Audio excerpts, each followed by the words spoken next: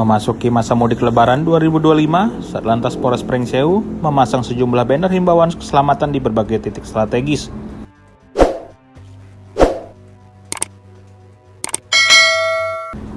Langkah ini dilakukan untuk mengingatkan para pemudik agar lebih berhati-hati selama perjalanan demi terciptanya arus mudik yang aman dan lancar.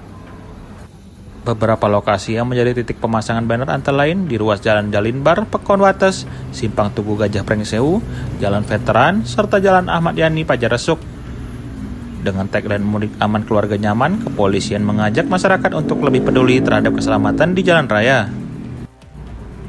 Selain memberikan himbauan, Polres Pringsewu juga mensosialisasikan layanan call center 110 yang dapat digunakan pemudik untuk melaporkan kejadian darurat atau meminta bantuan kepolisian selama arus mudik dan arus balik Lebaran.